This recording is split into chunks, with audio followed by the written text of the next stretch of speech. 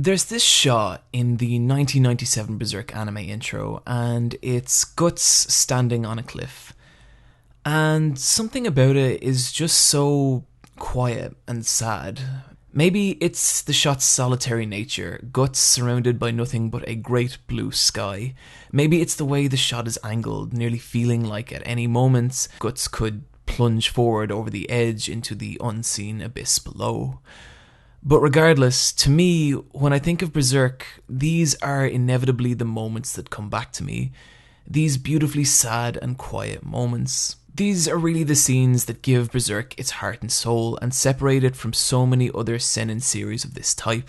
It can be something as significant as two people realizing their attraction to each other for the first time, or something as subtle as Guts placing the hat back on a little girl. And it's in these scenes that you find the emotional heart of Berserk as a series.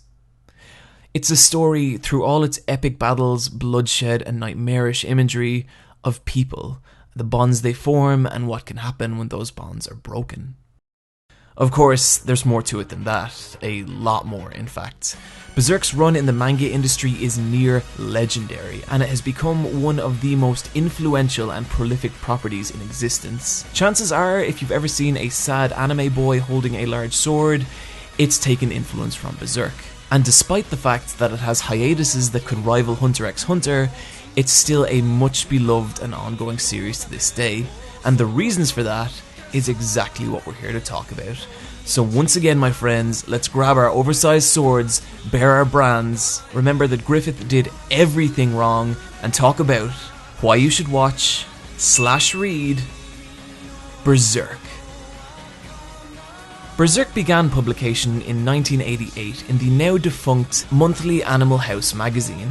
It told the story of wandering swordsman Guts, or Gatsu as he's known in Japan, and was set in a dark Western European style fantasy world, written and illustrated by the phenomenal Kentaro Miura. I've talked a lot before about how much respect I have for manga authors. I think the work and talent it takes to create even a mediocre manga is immense. But even among the best in the industry, Miura stands on his own. Need some proof? Well, let's check out these pages from Miura's first ever manga, Moranger. Granted, they do lack the refinement and power of Miura's later work, but they're still decent, right?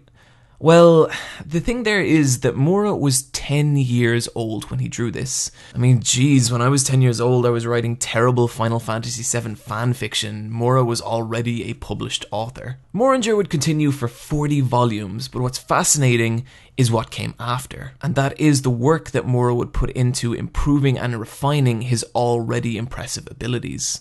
One of the things that really struck me when going through Miura's old interviews is the emphasis he puts on using reference and influence from outside the manga industry, such as the 19th century artist M.C. Escher. Escher's work is mainly woodcut and lithographs, both extremely work-intensive mediums, but it gives his work this kind of densely layered and detailed feel. And when comparing the two, it's fascinating to see Miura try and recreate this hyper-detailed style with a pen and ink. Miura also draws on unconventional sources to influence his story and writing. While he does take a lot of inspiration from Western-influenced Japanese fantasy such as Guin Saga and early fantasy manga Pygmalion, Miura often cites how he draws equal inspiration from shoujo manga, even suggesting to him that Berserk is more a shoujo manga than anything else. His reasoning being that shonen seinen manga tend to go by the rule that logic governs emotion, but with shoujo, emotion governs logic. While I think it's probably a bit of a stretch to try and refer to Berserk as a shoujo, I do think it reveals a fascinating insight into why Miura writes the way he does, and also accounts for those moments of quiet emotion I mentioned earlier. The other major influence of the story is, however, Miura's own life, and despite claiming to the contrary, I believe Miura very much writes himself as Guts. Miura, like Guts, is very solitary, a fact I learned when I tried to find some footage of Miura drawing. There is barely any photos or footage of the guy in existence, and often in interviews Miura cites the moment he decided to pull back from his college friends to walk his own path as a key moment in his life, which of course draws parallels to key plot events in Berserk. Investing his own experiences in the story like this gives Berserk an authentic emotional appeal, and again does so much to separate it from other seinen power fantasies. It's also these aspects that I think make it particularly difficult to understand exactly what Berserk is if you're unfamiliar with it. Google Berserk and you'll get an avalanche of images of horrific monstrosities and Guts looking like a crazy person, which might lead you to believe that Berserk is your typical seinen power fantasy, and you know, in a way it kind of totally is. A lot of the appeal from Berserk comes from watching a very large man swing a very big sword into very massive monsters. But it's everything that builds on top of this that elevates Berserk so far beyond its contemporaries. And I think this can be best seen in the portrayal of the main character, everyone's favourite Bara husbandu, Guts. Guts is a character of two sides, one the battle-hungry power fantasy, and the other the shy, awkward giant scared to get close to people. And it's this second layer that makes him such an endearing and interesting protagonist. On the surface, he's the ideal seinen power trip. He has the upper body mass of several large rhinos and the brooding disposition of Batman on a very, very bad day. But where he starts to differ from his muscle-bound brethren is in one very simple area: his vulnerability. Despite Guts' ability to cleave a dinosaur in half, there's always a human element to his character and actions. And a lot of this comes from how incredibly sympathetically he's written. Everything bad that can happen to a person has happened Guts, and yes, I do mean everything. An orphan of war, Guts was raised by a cruel mercenary and suffered both physical and emotional abuse, and unfortunately, much, much worse. The experience left Guts emotionally damaged. The only way he knew to express himself was through battle, and hence he became very, very good at it. It's also left Guts cruel and violent. He takes pleasure in hurting his opponents, and he's never happier than when deep into a desperate battle. Interestingly, Mura commented on this before and alluded that his intention with Guts was not to create a traditional hero, but rather describe a character's life in detail and allow people to make up their own minds. And this is the kind of character writing I really love to see in protagonists. Guts' backstory informs every action he makes, even the very tiny ones, like this one scene where a soldier tries to give Guts a friendly congratulatory pat on the back, only to have Guts lash out in anger at being touched. Or why he's so slow to accept the Band of Hawk as his friends. Seeing him trying to overcome his personal demons and learn to accept people again is some of the most rewarding parts of early Berserk, and makes some of the later occurrences nearly obscenely tragic. But this is also not just Guts' story. The world of Berserk contains many different people on their own path, and two of the most prominent early on are Casca and Griffith. And while these are both great characters in their own right, it's the complicated relationship they form with Guts that drives the emotional heart of Berserk. See, Casca is a tough-ass warrior. She's a former peasant saved by Griffith and given the chance to fight, which she did very well as she quickly rose through the ranks to become his right hand. Much like Guts, she's very much an outsider, and everything from her gender to her skin tone serves to differentiate her from her peers. But to her, that doesn't really matter, because all Casca really wants is Griffith. And while she does care for Guts, she also comes to quickly disdain him, as Guts quickly becomes Griffith's number 2 instead. Griffith is the glorious leader of the Band of Hawk, who's the mercenary group who takes Guts in early on in the story. He's a man of both deep empathy and ruthless ambition, and throughout the early chapters of Berserk, we're constantly reminded that there is nothing Griffith won't do to obtain what he considers his rightful destiny. And this only becomes more complicated when Griffith starts to develop a deep emotional attachment to Guts, the first time putting the safety of someone else before his own ambition. So to briefly summarise, Casca likes Griffith, Griffith likes Guts, and unfortunately, Guts likes Casca, and oh, what a tangled web we weave. There's something so real and flawed about the way these characters relate to each other. Guts, Griffith and Casca are great characters individually, but it's through their relationships they form with each other that we get to see who they really are as people, and quite frankly, that's some strong-ass character writing. And even in a world as massive and complicated as Berserk, it's the emotions and relationships of these people that drive the story forward. None of that, however, is to downplay what a magnificent job Mura has done in creating Berserk's world. The setting is heavily based off Western fantasy, with knights, princesses, and the occasional nightmarish monstrosity. The thing that really sets it apart from me, however, is Mura's ability to look beyond the typical and take influence from so many different cultures and folklore, creating a smorgasbord of a world that all at once feels deeply familiar, but totally alien. Fairies, minotaurs, ogres, giants, eastern deities, ghost pirates, it's all here, and every new encounter brings with it a fresh reimagining of a fantasy stable. Something as simple as a troll can, through Berserk's lens, become something entirely alien and frightening. Berserk also casts this same lens on the nature of humans. It treats the world of kings and knights much the same way George R.R. Martin's Game of Thrones does, in that it deconstructs the idea of the good and chivalrous knight, reminding us that historically, a lot of these guys were in fact killing machines clad in silver and gold, committing atrocities in the name of the crown and honour. Make no mistake, the world of Berserk is a dark and cruel one, and one densely layered with all manner of broken people who are struggling to find their own place within it. Take for example the character of Silat. Silat starts out as a Kushan invader, and at first he's highly arrogant, believing his high aptitude for combat is completely unmatched by anyone in the Midland army, and he mocks their efforts to try and best him, only to later be soundly defeated by Guts. However, rather than becoming a kind of villain of the weak archetype, he learns from his experience, later swallowing his pride and telling his troops not to pursue Guts for the sake of their own safety. And as the story continues, more and more of the principles that Silat at first held so dear begin to fall away. And through this, he slowly grows and changes as a character, his place in the story ever evolving.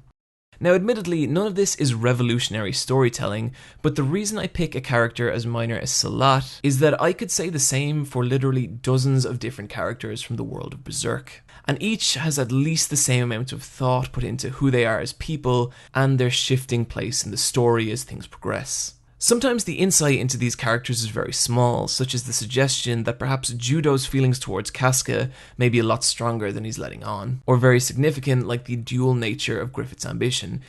He is both once consigned to the fact that he'll do whatever he has to achieve his goal, while also being deeply remorseful of the bodies he's left behind. All these aspects together make Berserk's world feel alive and dense. A lot of the time in media, it's easy to feel like the world is reforming around the main character's journey, but in Berserk, there's a real sense that the world at large is something that Guts and his companions must push through, not something that will adjust to their whims. It's cold and it's unforgiving, and it carries on regardless of their actions, and at the worst of times can feel incredibly nihilistic. Our heroes may save a town from fire, but meanwhile the world as a whole burns. Further emphasizing just how small a part of the world Guts actually is the manner in which the landscape of Berserk is constantly evolving. Without giving too much away, the world of Berserk has gone through three main phases: the Golden Age, the Eclipse Age, and the Fantasia Age. And with each new phase, everything about Berserk's world changes. Political and socio-economic structures, massive scale global conflict, and even the laws that govern what is physically possible. Watching the world sway and evolve around Guts and his party really sells the idea that this is a huge life-spanning journey they're on. It's also a world where good and evil are very much relative terms. There's no definitive light and dark in Berserk's world, except 1,000 different perspectives on what good and evil can actually be defined as. Unfortunately, it's very difficult for me to get into why this is such an important part of Berserk's story without encroaching on some major spoilers. So if you want to avoid these, go to the time shown on screen now or click the link in the description. Okay, we good? Let's do this. When I think of good and evil in Berserk's world, what comes to mind are images of Guts and Griffith. Guts, on one hand, looks nearly like a villain, especially the further into Berserk you get. Clad in black armour, missing an eye and an arm, and prone to intense bouts of violent rage, Guts' appearance is nearly demonic in nature. Griffith, on the other hand, is nearly the total opposite. His appearance, adorned in white and silver armour, is serene and beautiful. His design is nearly angelic. And for a lot of the early story, that's how he's depicted, deeply beloved and enriching everyone's life around him. But of course, this is misleading. It's only later on when Griffith's true nature surfaces. After Guts' decision to leave the Band of Hawk, Griffith loses it, and for the first time in the story makes several very bad decisions that lead to him being imprisoned and tortured for the better part of a year. His body is now broken and ravaged, and that means that any hope he had of fulfilling his kingly ambition is now lost. and so he finally activates his Baelith, makes a deal with the God Hand, and in the process sacrifices and kills every member of the Band of Hawk, with the exception of Guts and Casca. This is the catalyst for the quest of revenge that takes up the majority of Berserk's story, and at first this seems like a relatively simple revenge story setup. It's only later on when the lines begin to blur. You see, Griffith's transformation into Femto shows that he is, and to an extent always was, a being without empathy or humanity, a ruthless tyrant willing to sacrifice everything in order to achieve his goal. However, in doing so, he succeeds in uniting the world under one banner, even defeating the once thought invincible Demon King Ganishka, and thus bringing the world to a new era of unification and peace. This complicates Guts' quest by some degree of magnitude. The deeds Griffith commits in order to gain power are abhorrently unforgivable, but when that power is used to end global conflict, the question becomes, are small-scale atrocities justifiable in the face of larger-scale global peace? The good answer is no, they are not, but you only need to open up a newspaper to see how relevant a question this still is today. On top of this, to the world at large, Griffith is essentially Anime Jesus 2.0, and Guts is nothing but a mad dog. If Guts does eventually take his revenge, will he be ending this era of peace, and if so, can that act really be considered good? These same themes are carried on through a lot of Berserk's visual design. One of the most interesting visual aspects of the series is the depiction of the many demons and otherworldly beings. Moore has spoken in interviews about how he takes a lot of influence from classical paintings depicting hell, but one painter in particular that stood out to me is the 15th century painter Bosch. Bosch became famous for his imaginative and horrifying painterly visions of hell, and the feeling you get from looking into one of his paintings is akin to peering into some kind of feverish nightmare, and these are the aspects that Mora draws upon, sometimes just tonally and occasionally even paying direct homage. There's something so frightening and alien about a lot of Berserk's supernatural beings, but where this ties back into the themes of light and dark is upon reading into Berserk's lore. We realize that these creatures are not so much demons as angels, servants not of Satan, but of God. Many of the monsters from Berserk are humans who have made a deal with the God Hand and exchanged what is most valuable in their life for near infinite power. The fact that the god of Berserk's world carries out his will through such beings says not that that being itself is evil, but rather that the concept of good and evil simply do not apply to it, and by extension are not objective truths within the world of Berserk. And it's up to each individual person to decide where the line of good and evil lies. So, with all this in mind, with as many different forms of Berserk as there now are, where should you start? Well, your three main options are the 1997 anime, the 2012 Golden Age movies, and the original manga. First off, let's discuss the two animated versions. After giving it some thought, the way I'd compare these two is that the anime is like listening to a band's entire back catalogue, while the movie is like listening to their greatest hits. In other words, the anime is going to give you a very solid grounding of the world and characters of Berserk, while the movies will cover less but will get you there a lot quicker, and both have their strengths and weaknesses. I've seen a lot said about the 1997 anime, some people saying it looks flat out terrible, and some saying it hasn't aged a day, and I don't really feel that either of these are the case. What the 1997 anime is a show with very limited animation, saved completely by some absolutely stellar direction and stunning background art. It has a lot of cuts to save on overly elaborate animation, but they're always in the right place, always to the right shot. The soundtrack by Susumu Hirasawa is a total joy. I challenge you to listen to the track Forces and not get even a little pumped. I think out of the two, the anime also best captures the quiet moments I talked about earlier. And because it's a 24 episode series, we get more time to get to know the characters, and things like Guts' relationship with the Band of Hawk is much better fleshed out. There are scenes such as the first encounter with Nosferatu Zod that are far better done in this version. The strong art direction and bold lighting give this scene a horrific layer of dread and danger, which unfortunately is absent from the same scene in the 2012 film, mainly due to Zod's extremely rough character model. While this version of Berserk has definitely aged in places, I still heartily recommend it, especially if you have any kind of place in your heart for that oh so delicious 90s anime aesthetic. The films tend to be a lot more divisive, but if you can push through some of the jankier 3D of the first movie, There's a huge spike in quality in the second and third. The 3D is used more wisely and is also mixed with some utterly fantastic 2D. On top of this, the action scenes of the films tend to hit a lot harder and are a lot more exciting than those of the 97 version. The limited animation of the 90s anime replaced with stunningly bombastic action scenes. The camera does a great job of selling the impact of each and every hit, and there's enough subtlety to the animation that you really feel the weight of every large impact. The larger scale battle scenes are also fantastic. Some of the advantages of 3D are really played up here, and really convey the mass brutality and scope of the larger scale encounters. This is all backed up by some really terrific sound design. All the medieval armour and weaponry clicks and clacks with satisfying physicality. Some of the 3D models, especially those of the incidental characters, definitely feel like they could have used some more time in the oven. But the main cast for the most part look fantastic. I in particular loved the design of Griffith. They really nailed his effeminate, otherworldly beauty. And to me, this combined with some really stunning shots later on, more than make up for the clumsy earlier 3D. And leaves a visual style that, while not 100% consistent, is at times a goddamn gorgeous sight to behold. So really, if you want to pursue Berserk in animated form, you can't really go wrong with either of these options. But to really experience Berserk to its fullest, you need to read the manga. Not only because it's the only way to get 100% of Berserk's current up-to-date story, the vast majority of which remains unanimated, but also because in reading it, you're experiencing a complete master of the craft at work. The effort and passion that goes even into the smallest, most insignificant panel is incredible. Like, take this layout from one of the most recent chapters. Like, holy shit, look at the amount of drawing that went into this page. Every part is so detailed and there's so many little visual flourishes that I could honestly probably spend 20 minutes picking each little bit of it apart. But despite how busy it is, we never lose track of our characters because of how cleverly it's framed. And it's techniques like this that let Mura absolutely lavish his illustrations in detail while never breaking the flow of his compositions.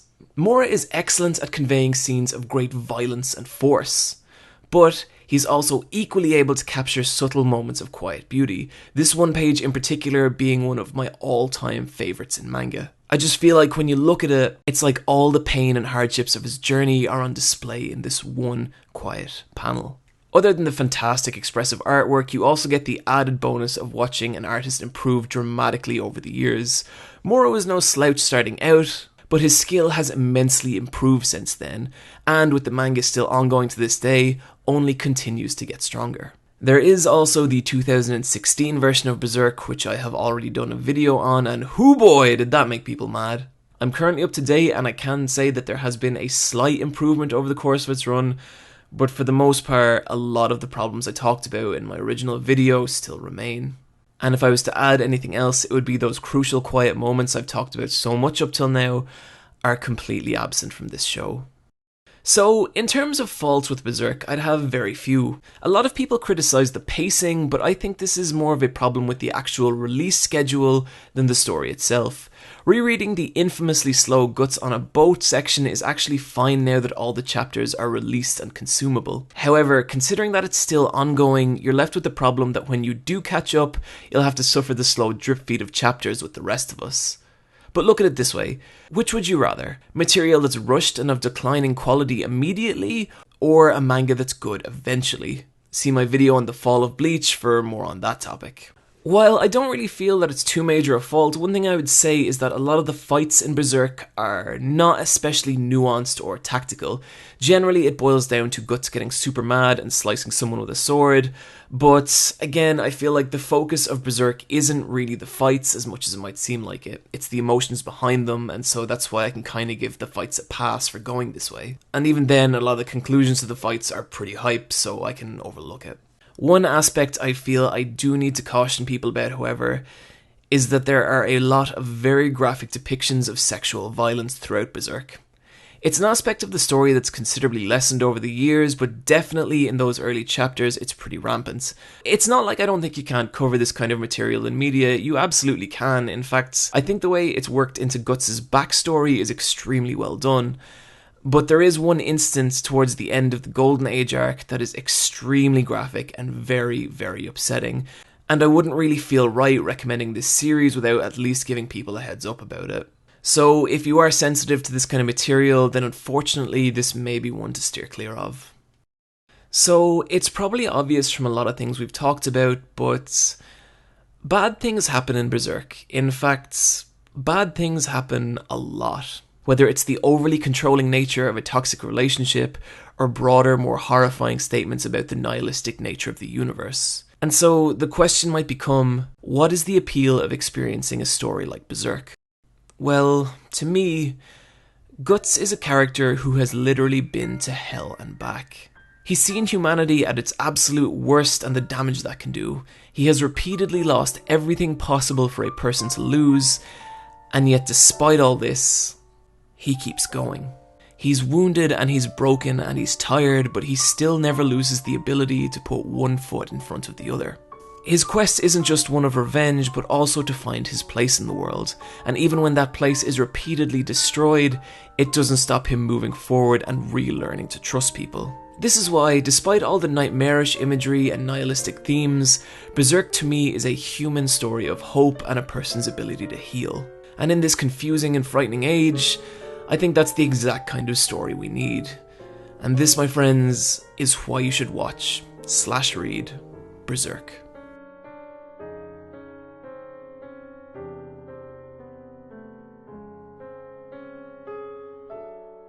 Friends, once again, that's a video.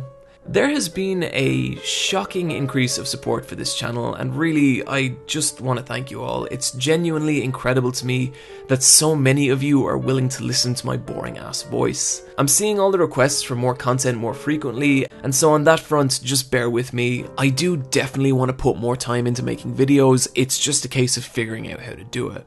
I'll be back soon with another video, but in the meantime, why not give me a shout over on Twitter at Eyepatch Wolf, or come listen to me in the Let's Fight a Boss cast talk about Deus Ex Mankind Divided, Bravely Second, and the debacle that has become No Man's Sky. Guys, as always, take care of yourselves, and I'll see you next time.